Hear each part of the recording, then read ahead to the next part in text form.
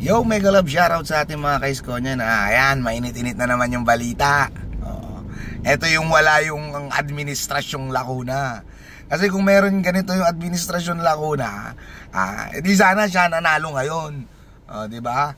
Administrasyong isko lang nakakagawa nito. Hindi yung puro hindi yung puro sabi na maraming ginawa, maraming proyekto, di lang mahilig mag-video. Bakit kamo may importante ito? Ito.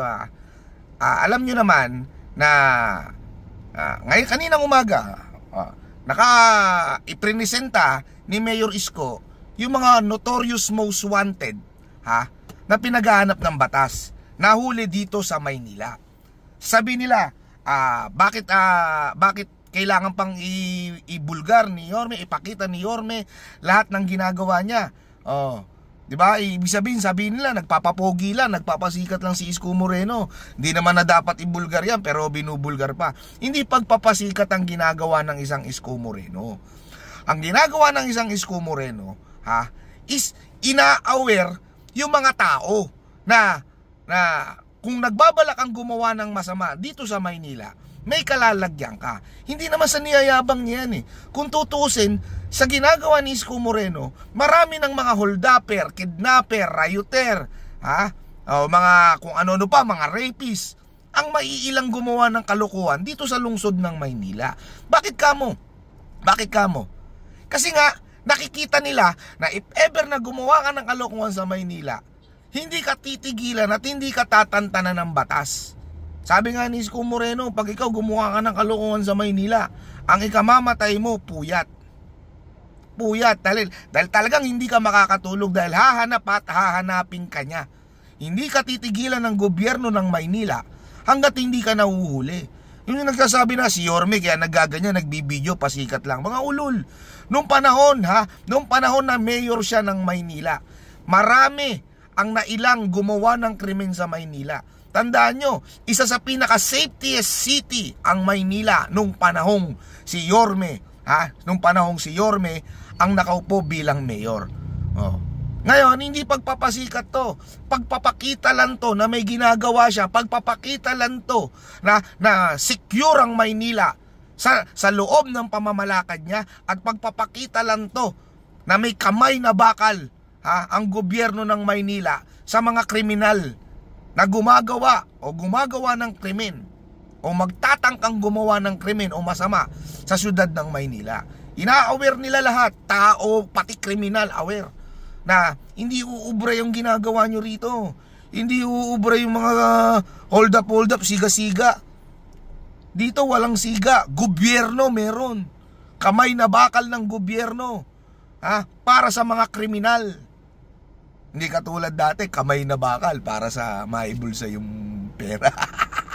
Kamay na bakal para maibulsa yung pondo ng Maynila. Yun yung dati. Dumating na si Isko. Di ba? Ganong kagaling ang isang Isko Moreno. Sino-sino ba to? Eto. Sino ba yung mga nadali ni Yorme kanina? Florencio Flores Y Bilarde, top 3 most wanted person. Station level RA 9165 Comprehensive Dangerous Drug Act of 2022. Matik to. Kung top 3 most wanted about droga, drug lord to. Isipin mo. Dati nahuhuli lang ang mga drug lord sa panahon ni Duterte. Panahon ni Pangulong Duterte. Pero ngayon nakikita nyo, nahuhuli kahit hindi namumuno ang mga Duterte sa Pilipinas. Merong Isko Moreno na nagtutuloy ng adikain niya o ng ginagawa niya. Galit sa kriminal, galit sa mga drugista. Diba? Ito pa isa, Teresita Clarin Y Ramirez, kababaeng tao, matanda yata to. Type 5 most wanted person. Reckless imprudence resulting homicide and illegal practice of medicine, medical art. Ito yata yung nagpanggap na doktor, hindi ko alam kaya naanuan ng homicide, nagpanggap ng doktor tapos tuli yata. Diba? Maraming mga biktima na matutuwa, na mabibigyan ng hustisya yung ginagawa, kabutihan at trabaho ni Isko Moreno. Sino pa? Jonas Bayubay Rosales, top 6 most wanted person, crime of frustrated murder. Top 6, nakita nyo naman to, putang ina. Hindi mga pipitsugin ang mga nadadali sa pamumuno ni Isko Moreno. Ang mga pulis laging gising. Hindi katulad nung nakaraan, ang mga pulis nagtatago kung saan-saan. Okay lang naman kay Mayor. Okay lang naman ganito. Importante, steady betlog na tayo. Diyan lang tayo sa Gedli. Kumikita pa. Di ba? Anong panahon? Totoo naman huwag na tayong magkaila. Di ba? Eto pa, huli. Eddie Boy Sabillano, aka Eddie Boy Sabillano, Y. Corderes, top 3 most wanted person and top 1 most wanted person district level, station level, qualified rape, 2 counts and act of lasciviousness in relation to RA 76. Isipin mo, paano kung anak nyong babae ang na-rape ng hayop na to at hindi pa nasakote? Kung hindi pa magiging mayor si Isko, hindi pa masasakote to eh. Bakit ka mo? Kinakalampag ni mayor ang mga station police dito. Ultimo ang district commander, saludo sa kanya. Dinadayo ni Isko sa UN yung district commander o district director, 1-star general. Kinakalampag niya para magtrabaho, para maipakita sa tao na merong nagising ang gobyerno 24/7. Sa kayo nakakita ng ganyang mayor? Sasabihin naman nila, ay, wala kayo sa mayor namin. Magaling ang mayor namin, hindi lang puro video, hindi lang puro papogi. Yan ang sinasabi ko. Hindi porket nagbibideo si Isko, nagpapapogi sa tao. Diba? Ang daming sumunod nung naging mayor si Isko. Ang daming gumayang mayor, ang daming gumayang nagpasikat sa kanya, ang daming gumayang sumisikat ngayon na mayor dahil sa ginagawa niya, sa pagiging transparent niya.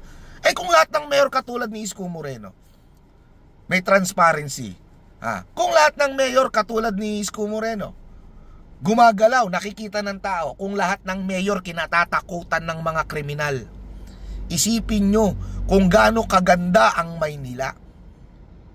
Hindi yung puro tayo dada dyan, papogi lang si Mayor Isko. Alam ko sinama rin dito yung chairman dyan sa barangay 122, yung nagpaputok ng barel, 4 na basyo ng bala yata, nakakita ko, nag-viral sa FB yun eh. Hinarap din dito.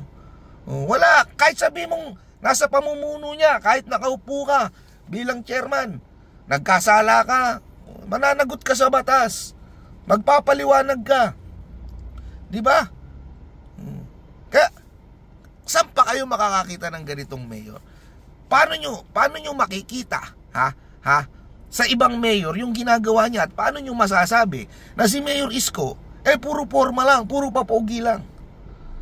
Yung mga mayor na sinasabi nyo na magaling, hindi lang nagbibideo, wala namang mapakitang accomplishment na ganyan. Meron mamakitang accomplishment, mangilan-ngilan. Isko, yung ibang mayor ka, di ba, protector pa ng mga droga, ng mga pusher. Yun yung sinasabi ko sa inyo, di ba? Dito, tingnan nyo, maniwala kayo sa hindi, may mangilan-ngilang mayor na gagalaw katulad ng ginawa ni Isko. May mangilan-ngilang mayor na magiging ala Isko Moreno. Kasi ngayon, napatunayan ni Isko Moreno na pwede kang manalo kahit wala kang ganito. Kasi, aminin man natin, ang labanan nung nakaraan, kahit nung mga nakaraang pang eleksyon, para manalo ka, dapat malaki pondo mo. Para manalo ka bilang politiko, kahit sa anong posisyon, dapat marami kang pera. Dapat magpapamudmud ka ng pera.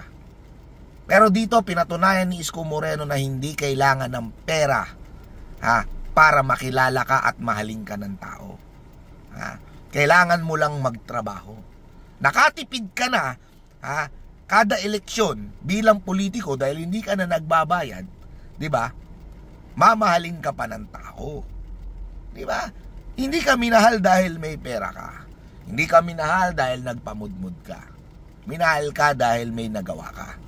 Minahal ka dahil inalagaan mo sila.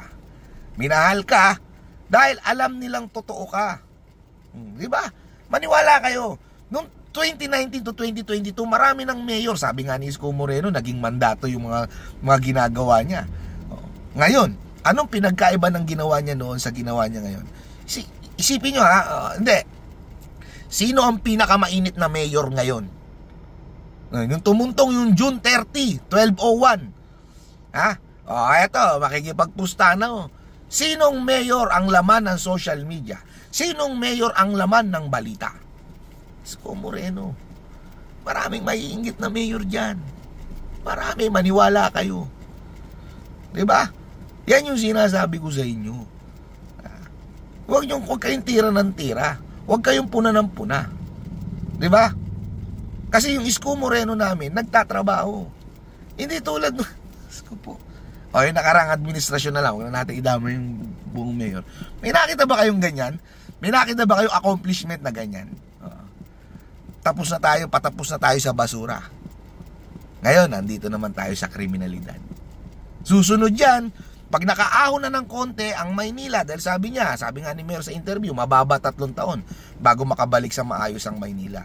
Pag nakaahon na ng konti ang Maynila, kumikita na uli, nagkapondo na uli, nabayaran na yung mga utang, nabayaran na rin yung utang sa pasahod ng mga empleyado, ang Mayor Isko, matik yan, maglalabas na uli ng mga infrastruktura, proyekto na matutuwa ang bayan. Yan ang Mayor Isko namin. Ganyan din ba mayor nyo? Paki-comment nga kung ganyan din yung mayor nyo. Kasi yung mayor ko, niyayabang ko. Napakagaling talaga.